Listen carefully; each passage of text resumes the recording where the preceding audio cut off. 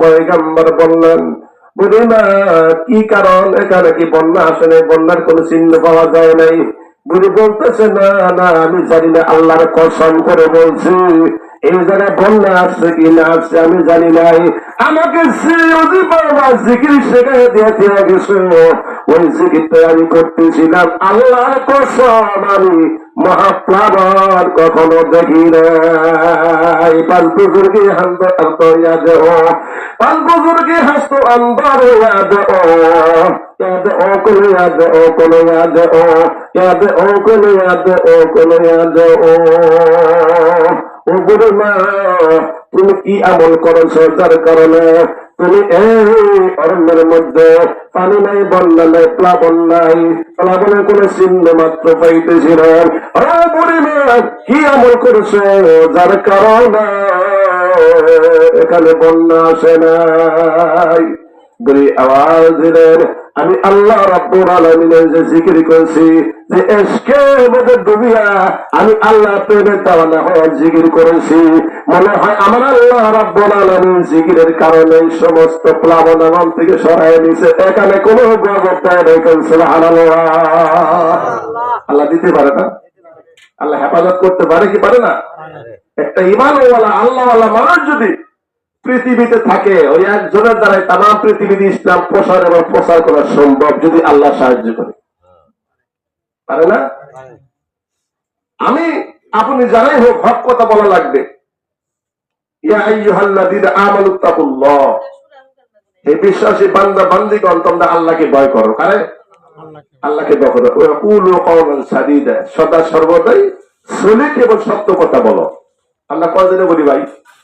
আচ্ছা, কেউ গ্যারান্টি দিয়ে বলতে পারবো যে সারাটা দিনের মধ্যে একটা মিথ্যা কথা বলি নাই? কথা বল, আমরা কি বলতে পারবো? পারবো না। মিথ্যা কথা আমাদের প্রচলন হয়ে যায়, স্বভাব হয়ে গেছে। শাসলে বসে হ্যার কথা হ্যার কাছে, হ্যার কথা হ্যার কাছে বলি কিনা? গীবত আমাদের কি হয়েছে, অভ্যস্ত হয়ে গেছে। গীবত ছাড়া আমরা বাঁচি না। আসলে এরকম গীবত ছাড়া আমরা বাঁচি না। দেখেন আল্লাহর কোরআনের আয়াত যারা প্রথমে আল্লাহ নাযিল করেছে, বিসমিল্লাহির রহমানির রহিম। বিসমিল্লাহর মধ্যে আল্লাহ তিনটা নাম দিয়েছে, আল্লাহ, রহমান, রহিম। কয়টা নাম? আল্লাহ, রহমান, রহিম। আল্লাহ নামটা পৃথিবীর যে কোনো যে জায়গায় যান, যাকে বলবেন সে আল্লাহ চিনবে না। আর অন্য কোন নাম না জানতে পারে, কিন্তু আল্লাহর নাম সবাই জানে বা চিনে। আল্লাহ রাব্বুল আলামিন বলছেন, কোন বান্দা যদি এই বিসমিল্লাহির রহমানির রহিমের মধ্যে আল্লাহ তাআলা 19টা হরফ দিয়া যোগ করে বিসমিল্লাহির রহমানির রহিম বানাইছে, এবার তিনটা নাম দিছে আল্লাহ। কয়টা নাম? তিনটা নাম। এই বিসমিল্লাহির মধ্যে যে বরকত, এই বরকত আর কোন জায়গায় নাই। আছে? কোন জায়গায় নাই। বিসমিল্লাহর তাফসীর এর মধ্যে পাওয়া যায়। বিসমিল্লাহর কি গুণ, কি সিফাত, সেটা যে তাফসীর করছে, যারা পড়ে, যারা বর্ণনা করে তারাই বুঝতে পারে। আর আমরা যারা জানি না, দেখি নেই, পড়ি নেই, আমরা বুঝতে পারবো? পারবো না। বিসমিল্লাহির রহমানির রহিম এমন বড় বরকতপূর্ণ একটা আয়াত। এই আয়াতের কারণে আল্লাহ রাব্বুল আলামিন তামাম পৃথিবীটা এখনো কি করছে? আল্লাহ সুস্থ বা সঠিকভাবে রাখছেন। লাউলাকা তাসবিহাতা হালাকাল বাদিয়া, রাহু বুখারী শরীফের হাদিস। আল্লাহ রাসূল বলছে, 19 হরফে বিসমিল্লাহির রহমানির রহিম যদি আল্লাহ নাযিল না করতো, তামাম পৃথিবীটা কাঁচের বাসনের মতো ভেঙে টুকরো টুকরো হয়ে যেত। সুবহানাল্লাহ। আল্লাহ তাআলা কি করছে? বিসমিল্লাহ দ্বারা তামাম পৃথিবীটা আল্লাহ তাআলা এতভাবে সুন্দরভাবে আল্লাহ তাআলা কিয়ামত পর্যন্ত রাখবে। এখানে কোনো কি নাই, ফাটল ধরবেন না, ফাটল ধরবে না। পৃথিবীর কোনো ক্ষয়ক্ষতি কিছুই হবে না। অনেক জায়গায় অনেক টাকা পয়সা খরচে বিল্ডিং করে, ব্রিজ করে, এটা করে, হাঁটা করে, টেম্পার জায়গা ভাঙ্গা যায়, কইরা যায়, মুশকিল যায়। কথা বল। আর আল্লাহ তাআলা পৃথিবী বানাইছে, কিয়ামতের আগে আল্লাহ রাব্বুল আলামিন পৃথিবীটা ধ্বংস করবে না। কথা বল, ধ্বংস করবে না। আল্লাহ তাআলা কেমন করে বানাইছে পৃথিবীটা আল্লাহই ভালো জানে। খুঁটিবিহীন, তার মানে কি একটা খুঁটিও আল্লাহ তাআলা দেয় নাই। এত বড় বিজ্ঞানী, দার্শনিক, ইঞ্জিনিয়ার পৃথিবীতে নাই যে খুঁটি ছাড়া, দিন ছাড়া, কলম ছাড়া কোন বিল্ডিং তৈরি করতে পারে? আছে পৃথিবীতে? নাই। বড় বড় বিল্ডিং না, ছোট ছোট বিল্ডিং পিলার ছাড়া করা যায় না। তাহলে মনে করেন আল্লাহ রাব্বুল আলামিন তামাম পৃথিবীটা স্তরে স্তরে 7টা আসমান, 7টা জমিন বানাইছে। কথা বলেন, তাহলে আল্লাহ তাআলা কত ক্ষমতা, কত জ্ঞানী। ওই জ্ঞানের সাথে পৃথিবীর কোন মানুষের জ্ঞানের তুলনা আছে? নাই। বিসমিল্লাহির রহমানির রহিম। রহমত বরকালকে খোদায়ে আলী হযরত শেখ আলী রাদিয়াল্লাহু তাআলা আনহু বলেন যে বিসমিল্লাহ পাঠ করলে বরকত হয়, আল্লাহ রাজি হয়, এটা আমি নিজেই প্রমাণ পাইছি। কি পাইছি? নিজেই প্রমাণ পাইছে। কিতাবের মধ্যে পাওয়া যায় বিসমিল্লাহির রহমানির রহিমের মধ্যে আল্লাহ 19টা হরফ দিয়ে বিসমিল্লাহ গঠিত করেছে। ওই বিসমিল্লাহির রহমানির রহিমের মধ্যে 19 জন ফেরেশতা আল্লাহ 19টা হরফ দিয়ে আল্লাহ তাআলা তৈরি করেছেন। সুবহানাল্লাহ। ওই 19 জন ফেরেশতাকে আমার আল্লাহ রাব্বুল আলামিন জাহান্নামের একটা ফেরেশতা আছে সরদার, তার নাম হলো মালিক ফেরেশতা। মালিক ফেরেশতার অধীনস্থ আল্লাহ রাব্বুল আলামিন বিশাল শক্তিশালী করে 19 জন ফেরেশতা আমার আল্লাহ বানাইছে। রাসূল সাল্লাল্লাহু আলাইহি সাল্লাম এরকম ভাইজান মুহাব্বতের একটা চাচা ছিল আব্দুল্লাহ ইবনে আব্বাস রাদিয়াল্লাহু তাআলা আনহু। আমার ভাইজান তিনি বিশাল বড় মুফাসসির ছিলেন, রাইসুল মুফাসসির। তিনি তাফসীর লিখছে, কিতাব লিখছে, বড় জ্ঞানী ছিলেন, শিক্ষিত ছিলেন। তিনি বলতেছেন শূন্য সারা একটা সবুজ পাথরের নাম, ওই পাথর নিচে আমার আল্লাহ রাব্বুল আলামিন 70 খণ্ড জাহান্নাম বানাইছে। একটা পাথর, ছোট একটা সারা সবুজ একটা পাথর, পাথরের নিচে আল্লাহ 70 খণ্ড জাহান্নাম বানাইছে। জাহান্নামটা কতটুকু যে একটা পাথর নিচে আল্লাহ 70 খণ্ড জাহান্নাম বানাইছে। পাথর কি ক্ষুদ্র, ছোট? বিশাল, বিশাল। ওই পাথরের নিচে আল্লাহ তাআলা 70 খণ্ড জাহান্নাম বানাইছে। আমার ভাইজান জাহান্নাম ক্ষুদ্র না, জাহান্নাম ছোট না।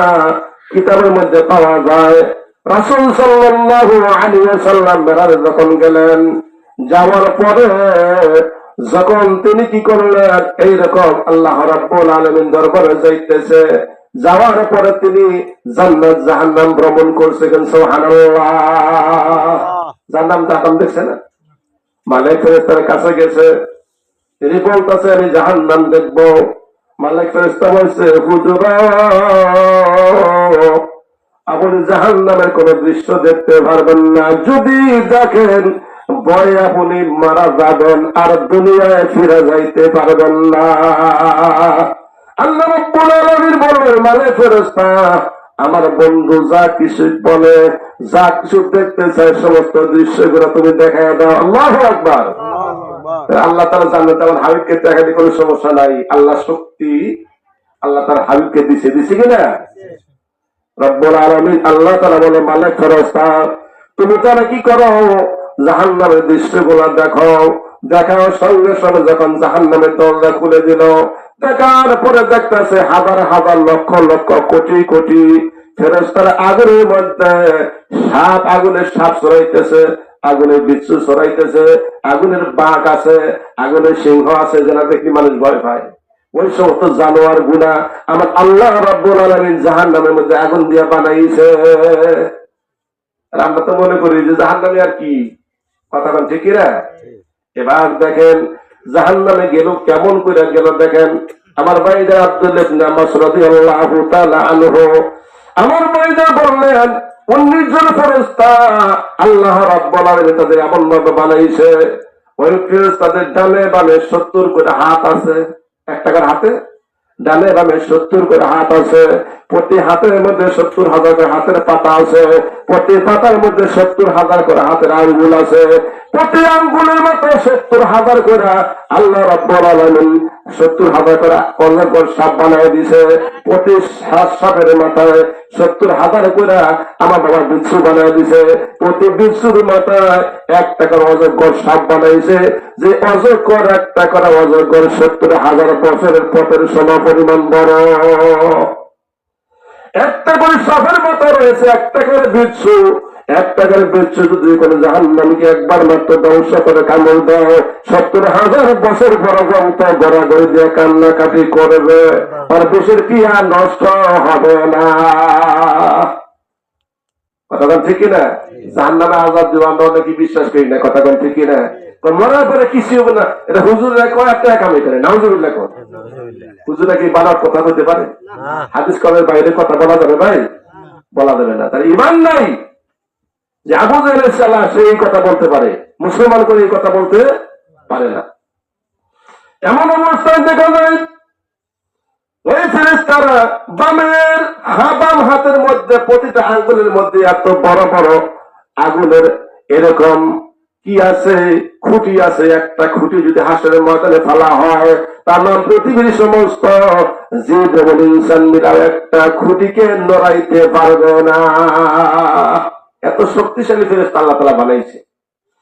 এবার কিতাবের মধ্যে পাওয়া যায় আল্লাহর নির্দেশনা, ফেরেশতারা তোমরা জাহান্নামে যাও। কোথায় যাও? জাহান্নামে যাও।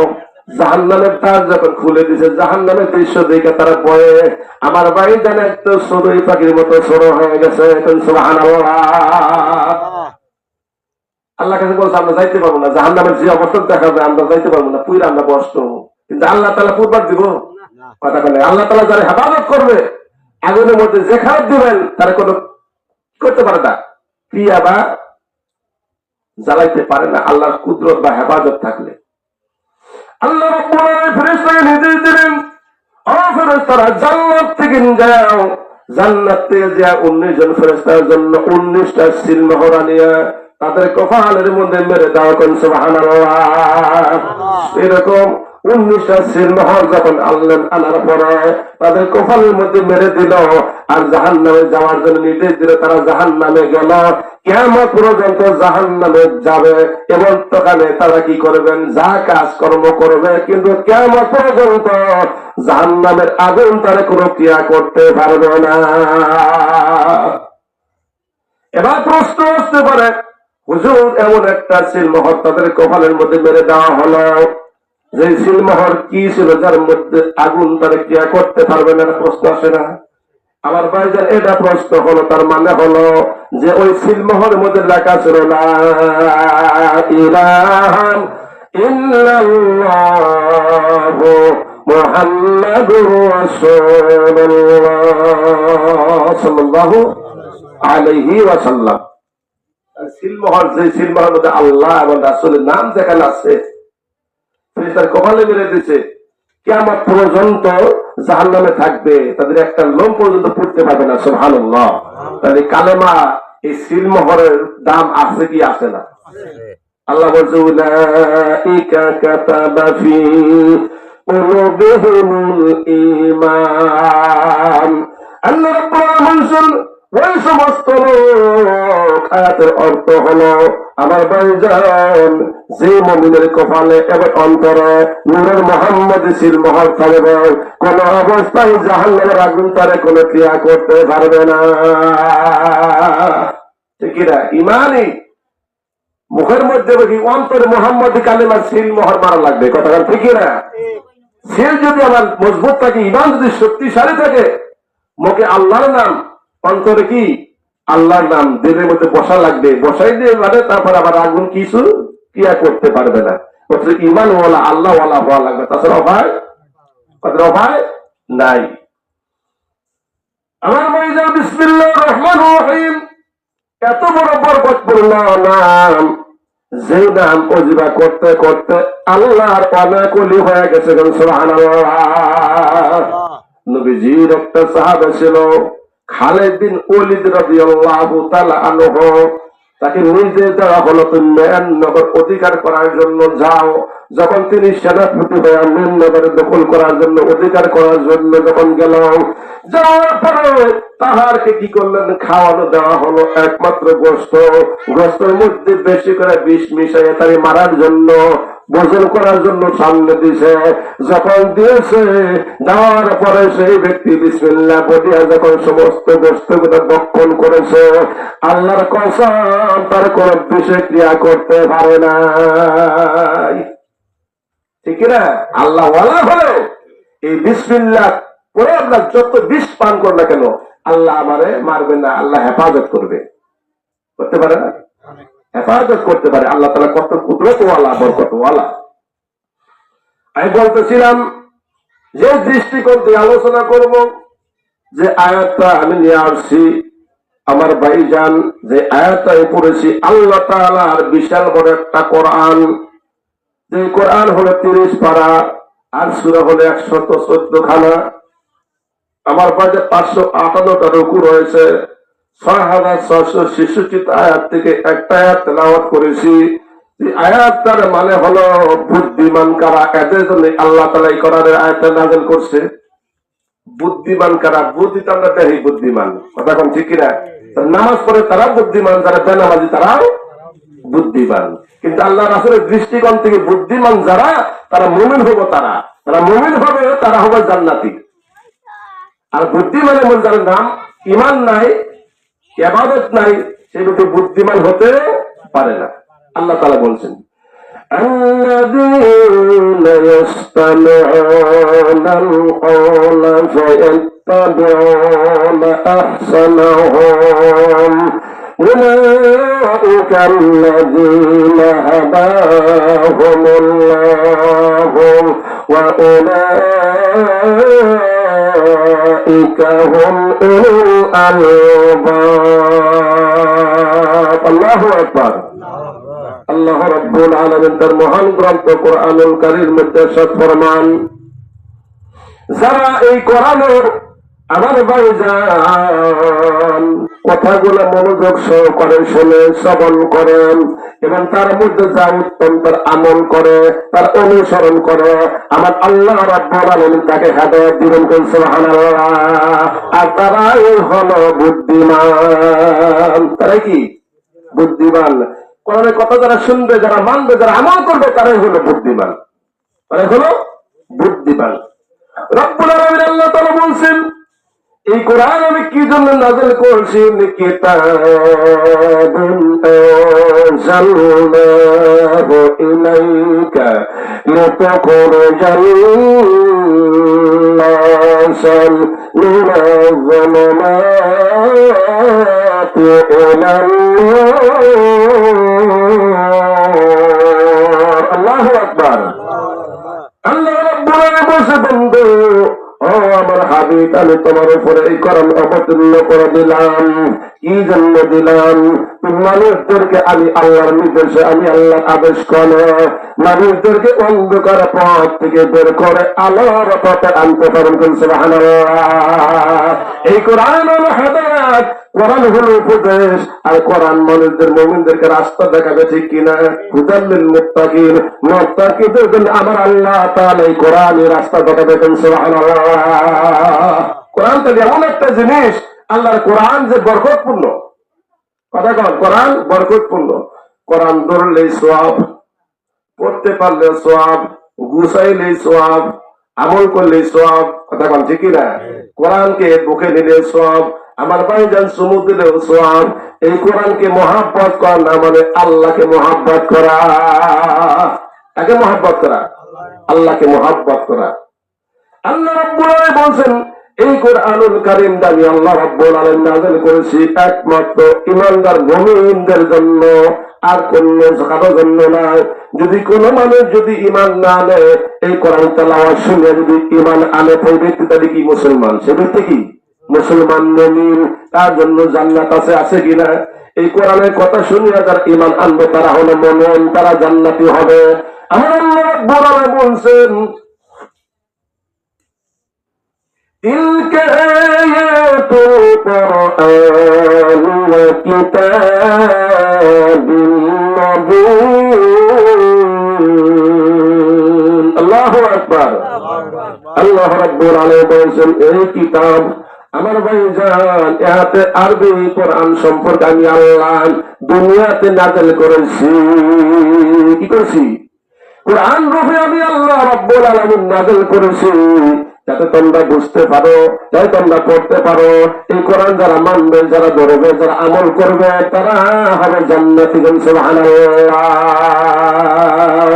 হুদাও ওয়া বুশরা লিল মুমিনিন। আল্লাহু আকবার। মুমিনদের জন্য এই কোরআন হেদায়েত, মুমিনদের জন্য সুসংবাদ। এই কোরআন মুমিনদের জন্য কি হেদায়েত, মুমিনদের জন্য সুসংবাদ, মুমিন যদি হেদায়েত করে